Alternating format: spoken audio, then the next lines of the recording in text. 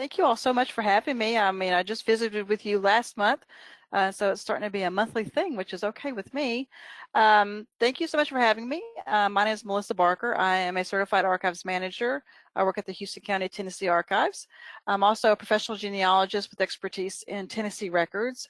And I love genealogy and I love being an archivist. And I am going to drop my camera off while I do my presentation, but I'll put it back on when we come back, when I get done, so I can see my screen. This is, you all are in for a treat because this is the very, very first time I have given this presentation. And so you all are very lucky to be able to be the first. As I was talking earlier, I came up with the idea of this presentation when I found some records in my archives pertaining to some a dog registry, and I'm going to show you that later in the program.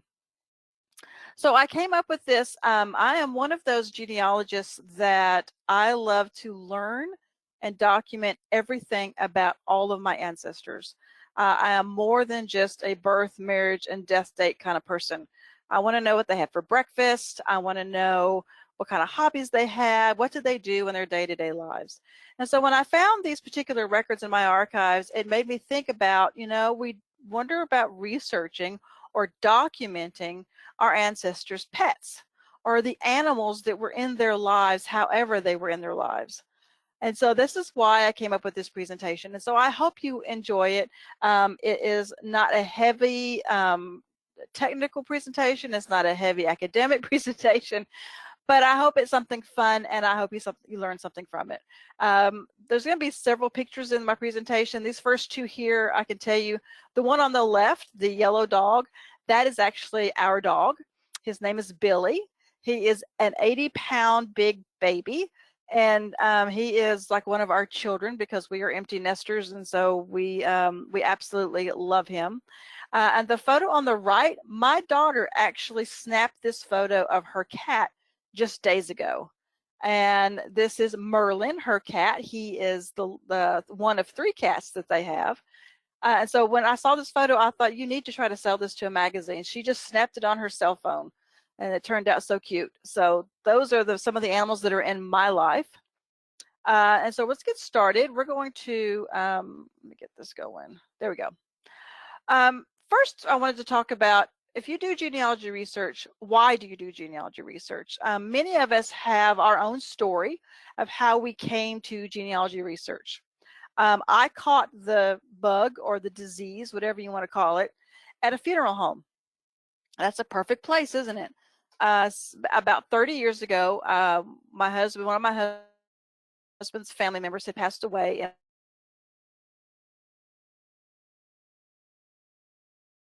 home, and so if you die here, you're going to pretty much go home. And all of his family members have been at this funeral home. So we were at this funeral, and in the South, I'm not sure we do this everywhere, but in the South, you have a day or two of visitation where you go in the evening and you visit with family members and you stay with the deceased there if they haven't been cremated or whatever. And then you have a funeral, a day of a funeral. So we were at the visitation the night before the funeral. And I was sitting there, and you talk to family and you get caught up on family things. And I noticed that there was a lady walking around and sitting and talking with people, but she had a spiral bound notebook with her. And she would talk to these people and she would write in this notebook. And I found that very odd at the funeral, that, you know, it was like she was a reporter or something and she was trying to take notes. So I kind of asked her, I said, you know, what exactly are you doing? And she said, I am a genealogist. And this is a perfect place to get caught up on genealogy information about the families that are still living, families that have died, talk to the family members about, you know, genealogy research and family history. And so I asked her if I could copy what she had. It just really interested me. And so once I had that, that was all I needed. I actually started doing genealogy research, and I haven't looked back since, and that's been over 30 years ago. So why do we do genealogy? Maybe we do it because I want to know more about those that came before me. I find my ancestor story, no matter how boring or how exciting, absolutely fascinating. I just find that each person has a story to tell. anyone who has walked on this earth, I believe, has a story to tell. Now, it may be a good story, it may be a bad story, it may be a boring story. I have some ancestors that I actually consider boring because they really didn't do anything in their lives, but they did do something. They lived. And so that's what I want to do, is I want to document that life. And so this is actually a photograph of one of my families. This is the Christian Barth family. They lived in Ohio. Most of my ancestors are from the north. They're from Ohio. I was actually born in Massachusetts. My father was stationed at Otis Air Force Base, and that's how come I was born in Massachusetts. And so living in the South, I do a lot of research in the north because that's where my family's from. Maybe you want to know your family history to help you know more about yourself. Believe it or not, we get to know more about ourselves and why we are the way we are, or why our parents are the way they are, or why our grandparents, lived where they lived or traveled where they traveled. And so that also may be one of the reasons why that we do genealogy research. Maybe we want to know where we came from. We want to research back.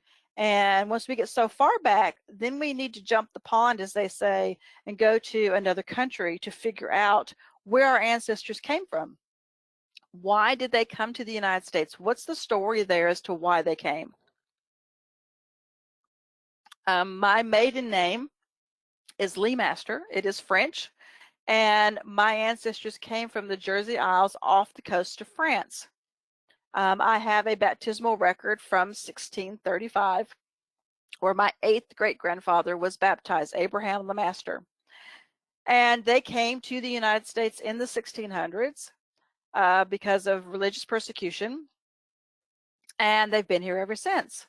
And so knowing where they came from and why they came to the United States, or why they went anywhere, is also some reasons why a lot of us do genealogy. And the last one is because it's fun. I find that genealogy research is fun. Now, I work full time. I have a family to take care of, which is just my husband and myself, and we have a dog. But I don't get as much time to do genealogy as I would like to.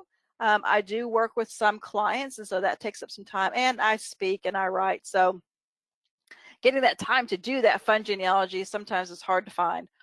But I think many of us just love the thrill of the hunt, of looking for information, looking for photographs, trying to find out the information about our ancestors, what they did, where they were.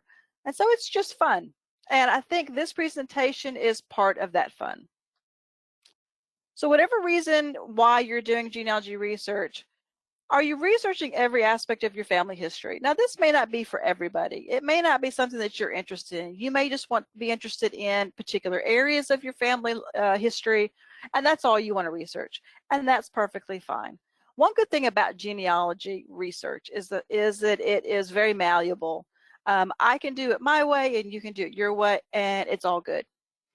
And so I would encourage, though, that if you're going to research your ancestors and you're wanting to tell their story, that you dig into every aspect of their lives and tell the whole story, a complete story. And so genealogy research, I think, is more than birth, marriage, and death records. These are great to find. They're wonderful to have for our genealogy, but there is so much that happened between an ancestor's birth and an ancestor's marriage. And again, between the marriage and the death, there is so much that happened. And we should be documenting that.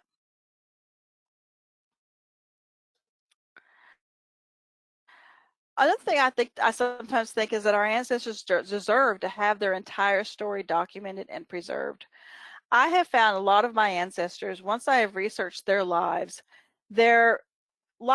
have been so interesting and so full of wonderful, tragic things maybe, but it's something that I think needed to be documented. It needed to be told so it's not forgotten.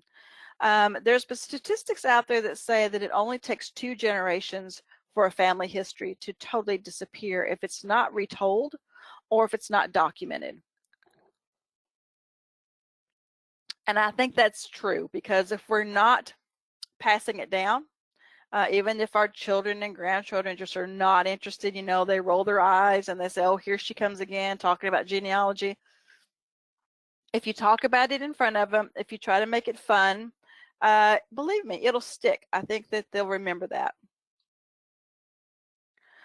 One of the things that I do all the time with my ancestors, and I do this with every ancestor, is I develop a timeline of their lives. That does a couple of things for me. It shows me what information that I have, because I do a year-by-year timeline, but it also shows me what years and where I've got some holes in my research that I might want to go seek out some records to fill in. And so striving to fill in our ancestors' timeline will help us to be genealogists that are more than those that are just getting the birth, marriage, and death dates. Also, when we're doing this type of research, an aspect of our family's lives may be your ancestors' pets. You know, I do have some ancestors or some family members that I've known that they didn't have any pets. They just were not animal people, and that's okay.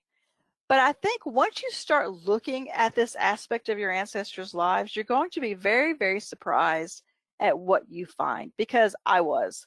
We're going to talk about photographs, we're going to talk about documents, but you're going to be surprised where you're going to find your ancestors' animals and pets, just where they show up.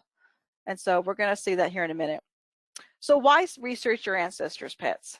You know, they're not going to be able to tell you the birth, death, and marriage of your ancestors.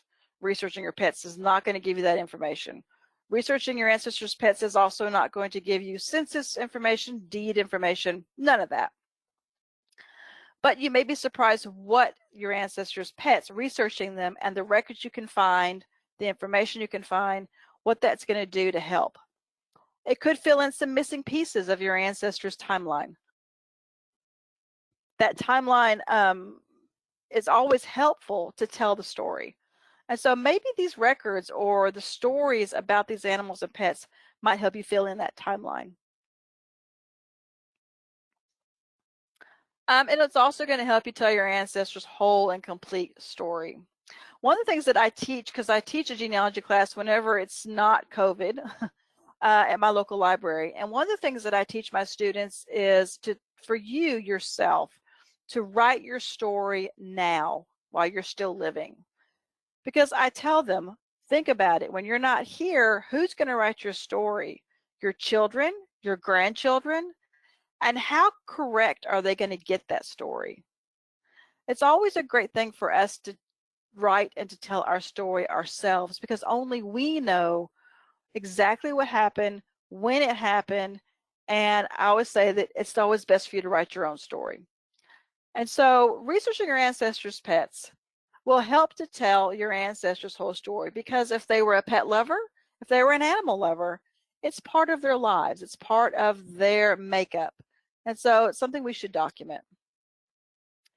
Knowing what pets your ancestors had could help you see them in a new light. Maybe that gruff, mean, you know, great-grandfather that you always heard about, maybe he loved cats, and that is what soothed him, or that is what made him to calm down. You know, we never know what our animals and our pets do to us. If you have animals and pets, you know yourself that they can be true companions, and they are just like the part of the family. At least mine are. Mine have always been part of my family. So let's talk about where we're going to be able to find these animal records. I'm sure that you have never ever thought about finding animal records, but there are places that we can find them, and if you're able to do this kind of research, it's always a great place. First and foremost, look in your own family papers. Look in your own genealogy records. Because maybe you've never looked at this aspect of your genealogy research, go back through and look, and you might just be surprised what you'll find when you're looking for it. And so that's what I've been doing here the last couple of years.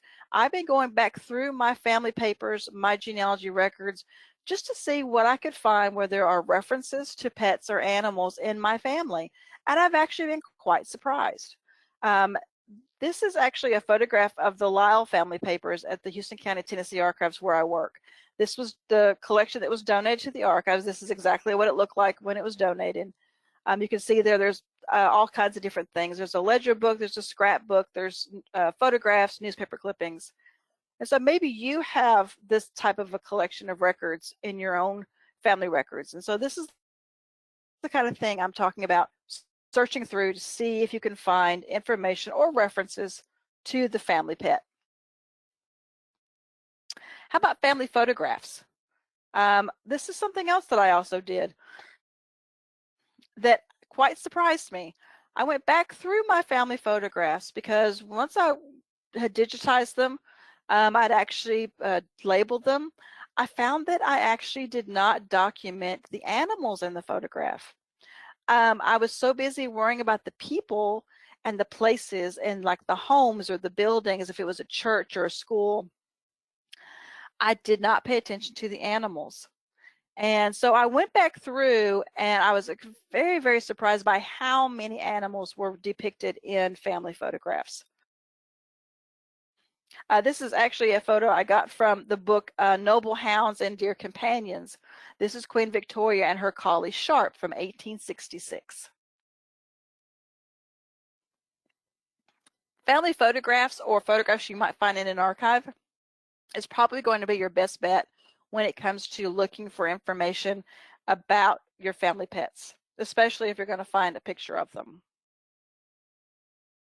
You're also going to be able to find records of pets and animals in government records. And this is what spurred me on to do this presentation, is some government records that I found. We're going to talk about that in a minute. So first and foremost, let's talk about pets and our family papers. Now, I tell genealogists all the time that they should be doing research in manuscript collections. Manuscript collections, I think, are the most underused records collections that genealogists, for some reason, don't seem to access. Either they don't know about them, or maybe they're a little intimidated by them. They're not sure how to use them. But we should be using them because they contain a treasure trove of information. Now, I'm asked all the time, well, what exactly is a manuscript collection? Well, think about this in your mind for a minute. Take all of the genealogy records that you have in your possession, the genealogy records, family papers, photographs, scrapbooks, whatever it is that you have. Take all of that stuff and put it in boxes. Take those boxes out to your car, put them in your car, drive down to the local archive and donate them. That is a manuscript collection in the simplest of forms. It could contain just about anything. So start with what you have. Look through your own documents, your own records. Maybe you have diaries from your ancestors or scrapbooks from your ancestors. We've gone through these papers before, but we did not pay attention to if they listed their pets' names, stories about their pets. And so that's why we want to go back through our family papers and see if we can find that kind of information. You may already have the documents needed to document your ancestors' pets because you may already have them. You just didn't know you had them. I have done this many times with different aspects of my ancestors' lives. I will start researching a particular aspect of their life and I'll figure out, you know, I have some documents, but I really didn't pay attention to this particular aspect. So I've gone through my family papers many, many times and I find something new every time. Even on a particular document, I could read a document and then give me a year or two, and if I'm looking for something else, I'll come across that document again, I'll read it, and I'll see something that I didn't see before. So it's always a good idea to always go back through your family papers. So also take another look at what you have. It might reveal many things you missed the first time. Scrapbooks. Anyone who knows me knows that scrapbooks are my absolute favorite type of record to do research in and to also process in the archives. There are just a lot of information there, a lot of fun stuff that can be found there. And if you have scrapbooks in your family records, I am totally jealous because I don't have any in my family's records. My ancestors just did not do scrapbooks. but they are unique, one-of-a-kind type things. Think about your ancestors. They sat down and put this together with their own hands, and there could literally be anything in this scrapbook. This is a photograph of some of the scrapbooks in the archives where I work. I could sit for hours and hours and look at scrapbooks. I have been known to travel to other archives to look at scrapbooks, even if they had nothing to do with my ancestors. That's how much I love them. But they are unique. They're one of a kind. They were put together by an individual person. And you may find some references or some information, some photographs about your ancestors, animals, and pets in these. They can contain just about anything to help you with your family history. So even if you're not interested in looking for your ancestors' pets, I would encourage you to look for scrapbooks to find all kinds of things.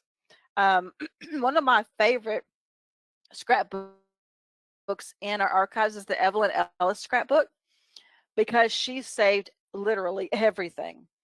And this is an example from out of her scrapbook. She would do this. She would take things like a Baby Ruth candy bar wrapper, paste it into her scrapbook, and then she would journal about it. And she would say, remember on June the 11th, 1938 at Black Grove at the ice cream supper. She would journal about what she did with whatever she had pasted into her scrapbook. So that's why I love this. It tells some of the greatest stories that you'll not find in any other records. You can also find photographs, documents, and even journaling about your ancestors' pets. Believe me, when you start looking for documentation about your ancestors' pets or the animals that was in their lives, you're going to be surprised, because you're going to think, why didn't I see this before? Well, it's because we weren't looking for that before. We were looking for other information. And so I would be curious to know what you find in your records. Diaries. Diaries is another fascinating group of records that if you have them in your possession, that if your ancestors wrote diaries, it is a true treasure. Again, my family did not leave any diaries. I do have one date book that my grandmother kept, and she would just go in and write one-liners. But it covers the time when I was born, and I can go to that day when I was born, and she wrote on there about me that I was born. So that's pretty cool. But in the diaries that you have for your ancestors, or maybe diaries that you find in archives, they may have listings and stories about the pets and animals in your ancestors' lives. Now, I keep talking about pets. We're going to see later on where I'm going to talk about animals in general. It may be that your ancestors had pets, but it may be that your ancestors had farm animals. They had a farm, so they had farm animals. These were also very important to our ancestors. They may not have been pets per se, but they were important to their economic history and important to their family livelihood. And so it's something that we should always be considering and documenting. Our ancestors' journals and diaries can hold tremendous amount of information of all kinds. I actually love reading journals and diaries.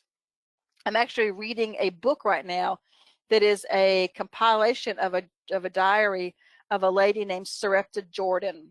She was a young girl who lived here in Tennessee during the Civil War. And it was just her diaries were found in an old smokehouse back in the 1980s. And they have finally been transcribed and put in a book. So I'm actually reading that now. And so in the diaries, maybe your ancestors talked about their pets. Maybe they talked about the farm life and the animals that they had to take care of. I find it would be interesting reading. And it also adds an aspect to your ancestors' life and their life story that if you didn't document it, you would never know. Maybe your ancestors shared their feelings, their experiences in the diaries that included their pets. You know, maybe they were going through a trying time and that favorite dog was with them to comfort them. Things like that. You know, we find things in our ancestors' diaries all the time about different aspects of their lives. And so shine a light on the animals and the pets that they had. Old letters and correspondence. Again, my ancestors didn't leave me very much as far as records go. I think I have a set of letters from my father he wrote to my mother when he was in the military, when he was in Vietnam. Oddly enough, I don't have my mother's letters, the corresponding letters. But that's it. That's all that I have. And so if you have letters and correspondence from your ancestors, they are very precious and they are a treasure. So maybe they talked about, you know, the goings on with their pets and their animals in their letters. It would be something that we would read over, because as we're doing genealogy research, we're looking for dates, we're looking for places, we're looking for those important, momentous things that happen, events happen in our ancestors' lives. And we may have read over these little aspects about animals and pets. So I would encourage you to go back and to read those old letters. Read them for mentions of your ancestors' pets. Maybe it will talk about when they got a particular pet or a particular dog or a cat. Or maybe it was, you know, they had exotic animals. And so that's something that we need to look for in these old letters.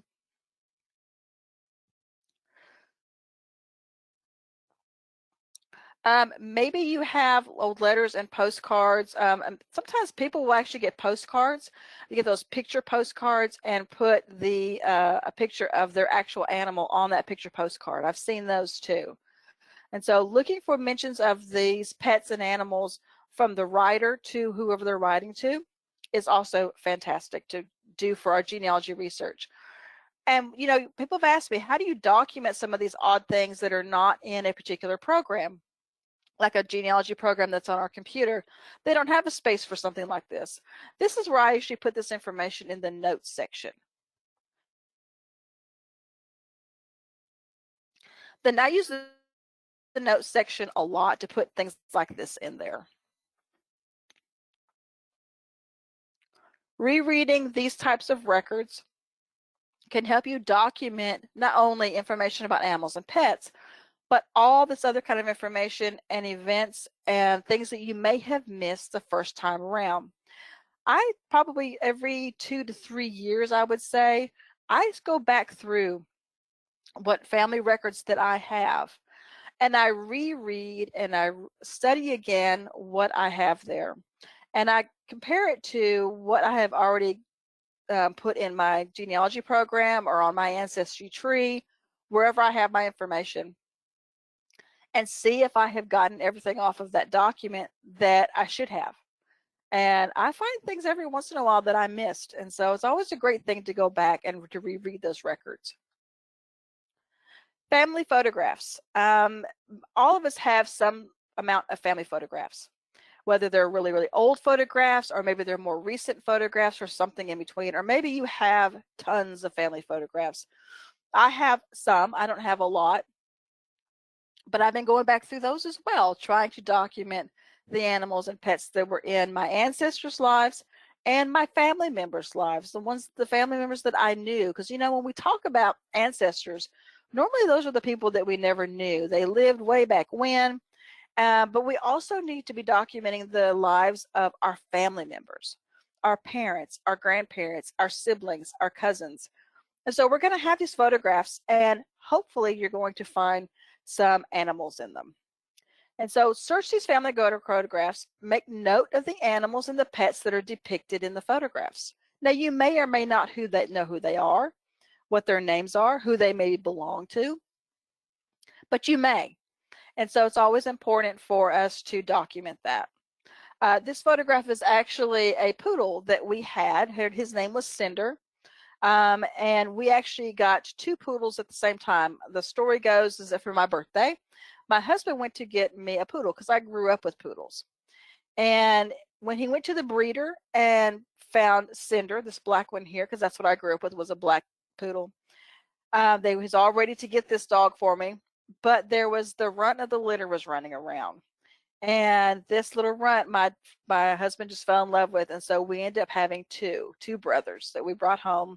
And poor Cinder here actually did not make it. He got hit by a car, but his brother, Coco, actually lived for like 15, 16 years. And so he was a companion of mine for many, many years. And so, as you know, as you're looking at these photographs, if you have living family members that remember these pets, show them the photographs, and just like I did right now with you, I guarantee you when they see the picture and you ask them about those pets in the photographs, they're going to start talking about those pets. They're going to start giving you stories and information and events that happen around those pets. That is fantastic family information that we are always looking for. Do some research, talk to family members, try to come up with the names of these family pets. You may not be able to, maybe the people are not living anymore that have that information, but it doesn't hurt to try. Another thing that I like to do is I like to identify the breed of animal, if I can, in these documents and photographs. Sometimes knowing the breed can help you understand maybe why they had that particular type of animal. Poodles, I think I see those as kind of a frou-frou dog, as I call them. I'm sure they had a job to do and they were bred for a reason. But at this point, I think we kind of just have them as house pets. But there are particular pet breed of dogs, like the Border Collie. They were used in farming. They were used to herd. They were a herding dog. They herd the farm animals. And so knowing what kind of breed maybe that your ancestors had might help you to understand maybe some of their occupation or what else that they did in their lives that they had that particular breed. And that may be that they just enjoyed that kind of breed. And so you may not get that much information. But like my mother-in-law loves Afghan hounds. If anyone knows what an Afghan hound is, they are very, very large dogs. And she actually would show Afghan hounds. But you know, they're very fast dogs, extremely fast dogs. And so, but she just loved the look of them, and that's why she had them. So this is the part that I'm excited to get to. Pets and animals in government records. Now, you may think to yourself, how in the world are pets and animals in government records? But I assure you they are. One of the first things, and one that I find that genealogists don't access very often, is the agricultural census. We, as genealogists, try to get the census records for our ancestors. You know, those population census that list their names, the head of household, their age, their gender, list their spouse, their children, things like that. But there were also census out there that was called agricultural census. And this was censuses that were taken at the same years that the regular population census were taken, but it documented farms and things on the farms. This is great animals. So this is also a great farming animals and animals that were on a particular farm. The agricultural census is available for the years 1850 to 1880. You can find these on Heritage Quest. I believe they're also on Ancestry, and I'm not sure about Family Search. I didn't look there. You can find the actual images, and if, like I said, this is particularly good if you've got ancestors that were farmers or that had owned a lot of land. The availability of the census surviving varies by state and county. That means that not every state is represented and not every county within that state is represented in the census. In some cases, they just didn't survive. They were destroyed, and they just didn't survive. These are separate from the U.S. population schedules, those censuses that we always look for. They are separate and different from those censuses. They can contain information not found in other census schedules. So it's something that even as a genealogist, even if you're not doing research on your ancestors' animals and pets, we should be looking for, because it gives you some other great information about our ancestors and their lives. Agricultural census will list the livestock by each animal type. And I'm going to show you an example here in a minute. They are a great resource for any genealogist for any reason. Like I said, even if you're just not into researching your ancestors' pets, the agricultural census is a great resource for genealogists. The information available in the 1850 to 1870 agricultural census is like this. They have the name of the owner or the manager of the farm. This is the information that's contained in those census records. Number of improved or unimproved acres, number of livestock owned by the farmer, and within this, they're broken down by breed.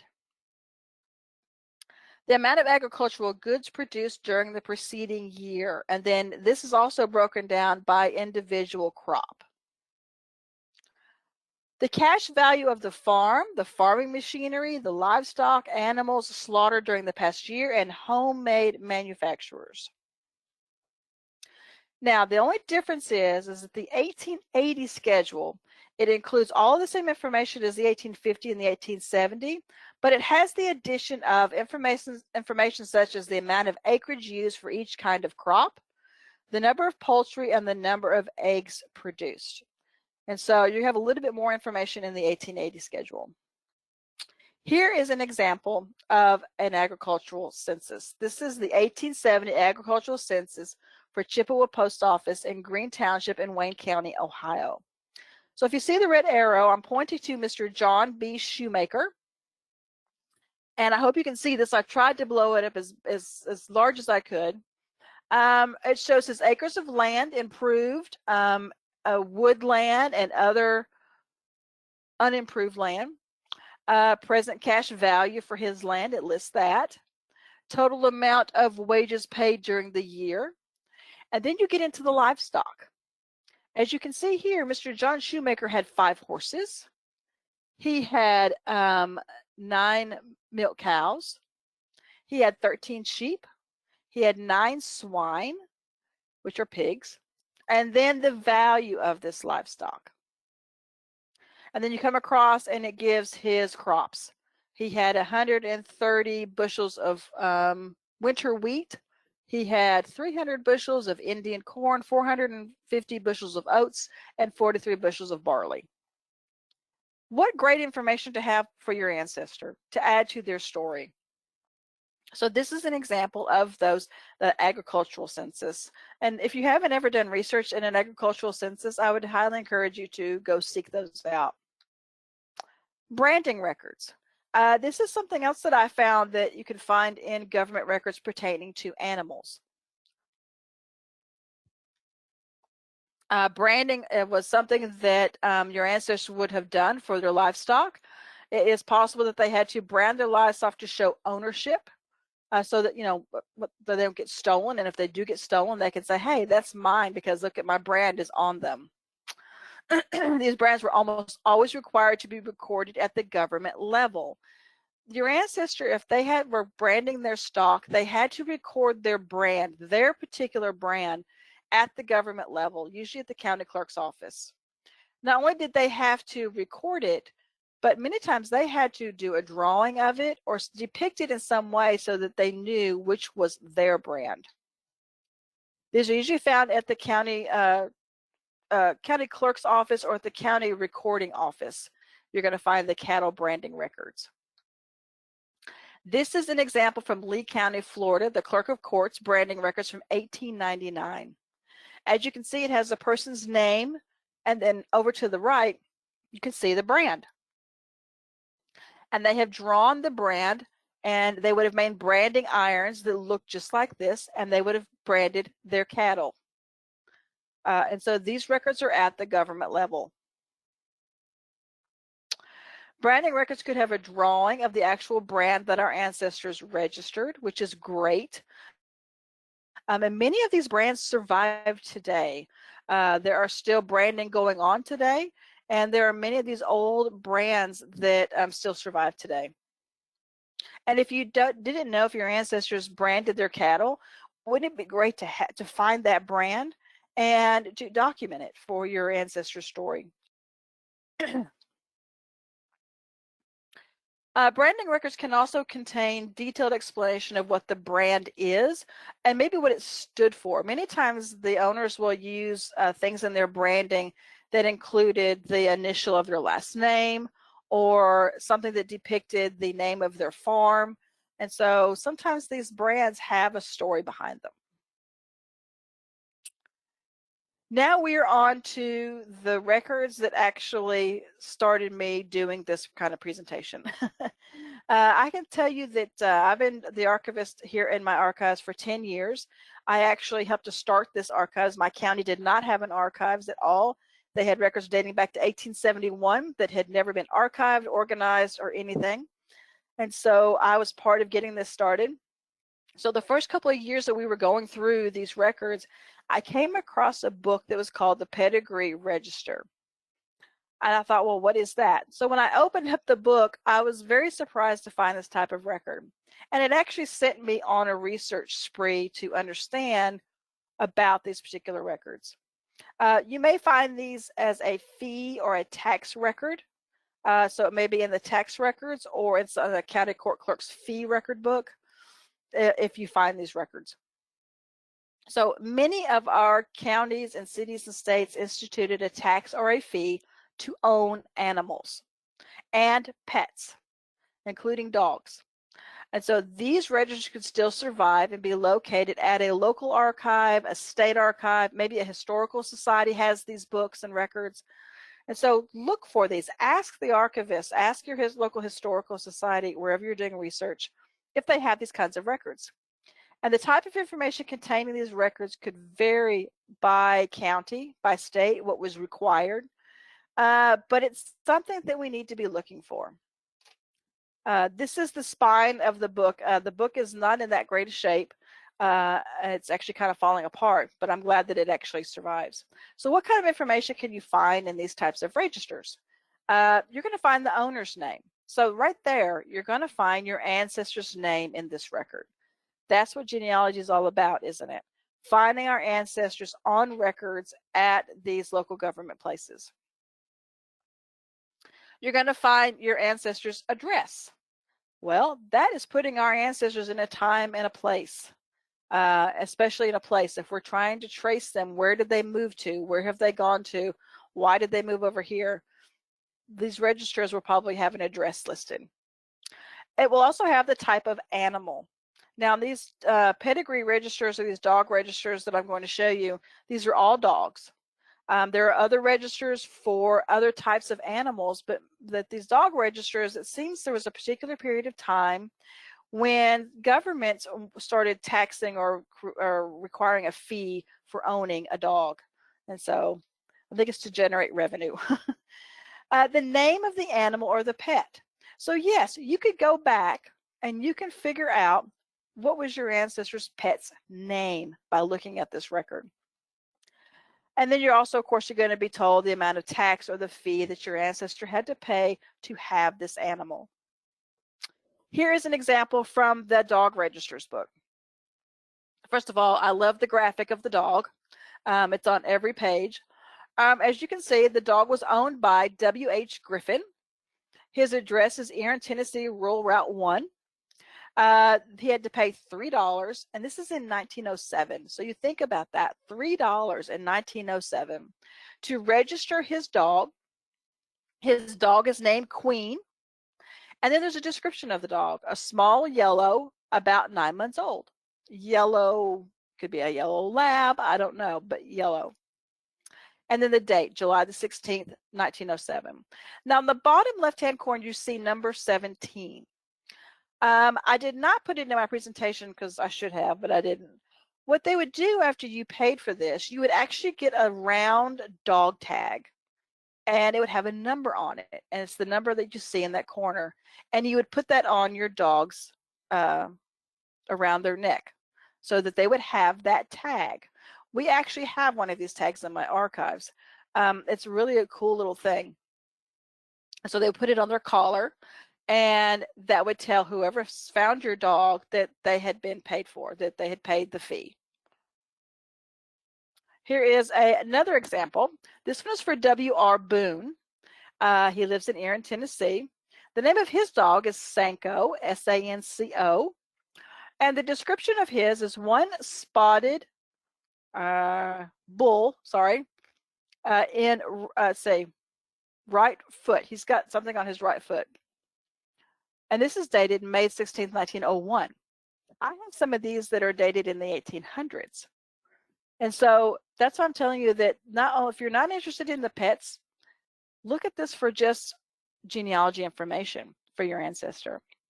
The neat thing about this particular receipt is when I was talking to one of my volunteers in the archives about him, and he got to looking through it, and he found that one of his ancestors, this guy here, he had a photograph of the dog. And so he sent me the photograph of the dog. This is the dog Sanko from 1901. And so this is what I'm talking about, documenting our ancestors' pets. Now I have a photograph of this dog that was in this particular government record. And I thought it was pretty cool.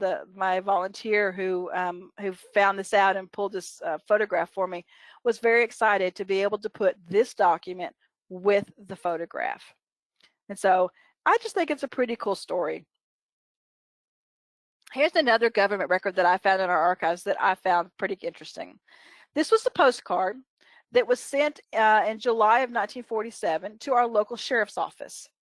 Now, if you look over to the left, it says Glenn and Lady, bloodhounds of Constable Marable and Jimmy Swafford. These hounds subject to your call day or night, and it gives phone numbers.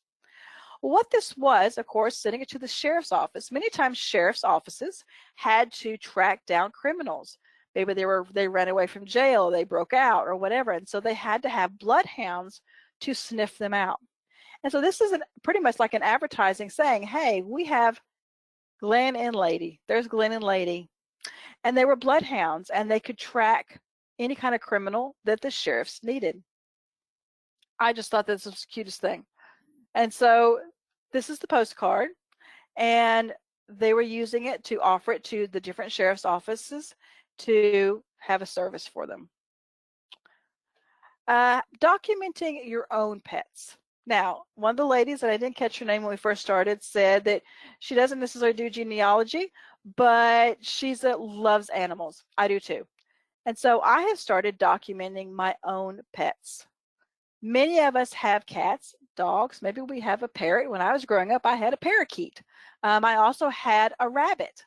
And so whatever animals that you have or you grew up with, why not document those in your own genealogy? Put that in there. Put that in there right along with all your ancestors, because I think your descendants would find it pretty interesting and pretty neat to know what kind of pets and animals that we had.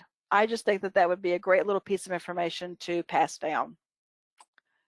This is a big pet, but this is my husband's grandmother, Ruth Athelene. Her maiden name was Bertram. She was married to my husband's grandfather, Mr. Barker. He passed away, and she remarried to Mr. Reed. But this is her horse, Bonnie, from 1938. This is before she married. She was still a teenager. And this was her pet horse.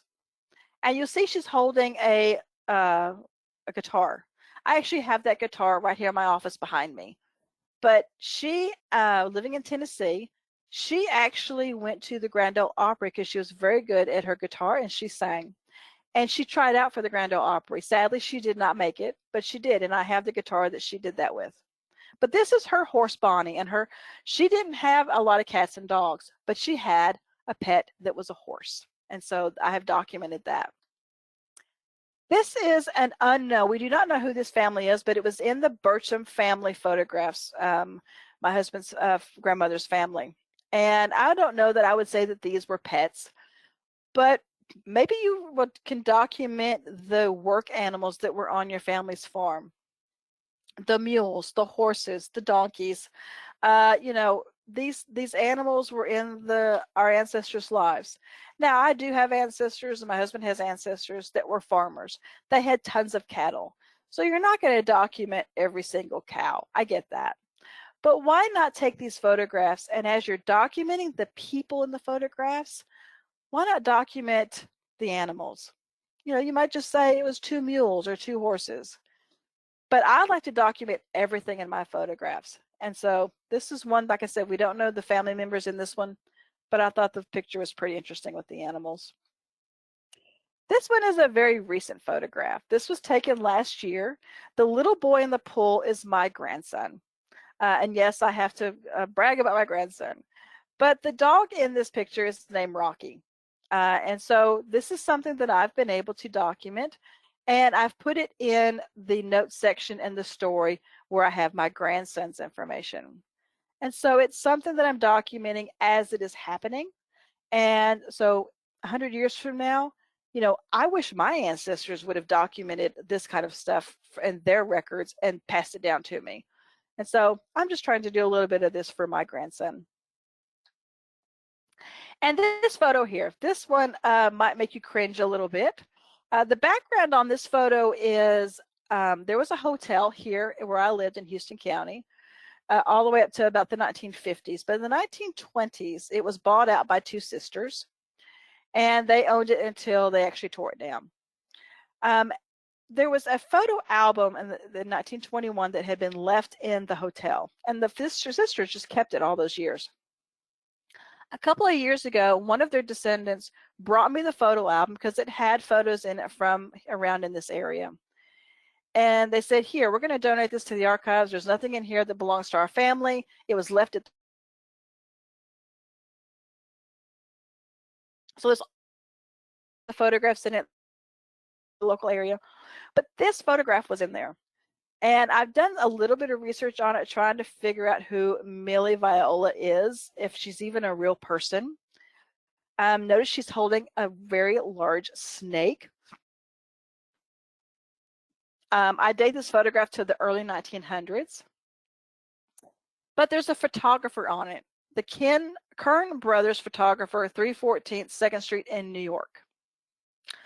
So I've done a little bit of research. I still have not documented who this woman is.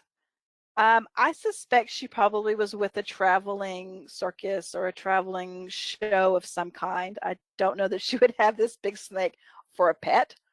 Maybe she did, I don't know. But it's a professional photograph, so I suspect that she was with some sort of traveling company. But I found this very interesting. So thank you so much for hearing my presentation on our ancestors' pets. I hope that you enjoyed it. I hope that it has encouraged you to not only to document all of your ancestors' life, but also maybe to look at the animals and the pets that were part of their lives and document those as well. If you feel inclined, please visit my blog, A Genealogist in the Archives, and visit me on Facebook, The Archive Lady. And if you ever have any questions about researching in archives or records preservation, please email me. There is my email address. And with that, I'm going to turn it back over to Peter. Thank you very much. So